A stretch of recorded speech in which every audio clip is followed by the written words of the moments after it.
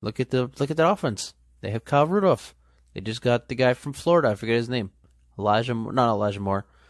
They got a guy from Florida, one of the top receivers in the draft. They just got, like I said, Kyle Rudolph. Sterling Shepard is going to be back. It's going to be a very talented Giants offense, and the Saints will not be able to overpower them. Hollywood Brown, he's becoming more of a bust than a beauty.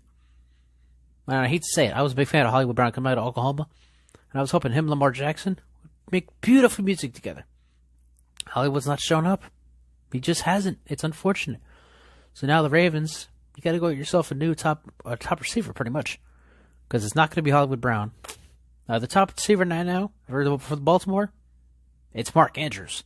Mark Andrews is the top receiver in Baltimore. He's the tight end. That's the story of the Baltimore Ravens offense. Lamar Jackson is a great regular season quarterback. He's 1-3 in the postseason. He's not getting in Patrick Mahomes' way. He never has. The fact that his receivers, who are talented receivers, Juju Smith-Schuster is a talented receiver, Deontay Johnson is a talented receiver, James Washington is a talented receiver. There is a talented group in Pittsburgh. And they led the league in drops. You can't do that. That is the big thing that killed them. That is why they struggled at the end of the year. That's why.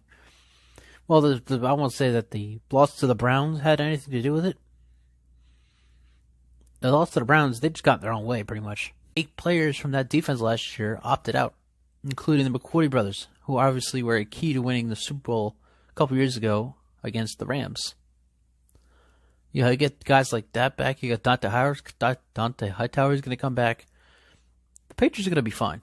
They really are. They're, again, like I said, they're basically just a quarterback and a receiver away from getting back to normal. Everything else with the whole ref thing, it's all crap. That's all it is crap. You know why it's crap? Because Tom Brady threw 2 touchdowns to Gronkowski. I believe it was the first half, not first quarter. He threw 3 touchdowns overall. He completed 21 of 29 of his passes. The defense is the problem. They couldn't stop Tom Brady. They couldn't stop Gronkowski. Even Antonio Brown scored a touchdown. Credit to Antonio Brown.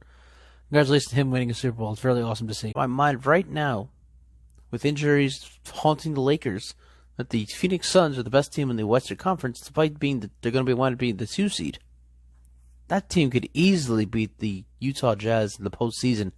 And Chris Paul is, and of course you can't discredit Devin Booker, but really this is Chris Paul. I've said this on an earlier show.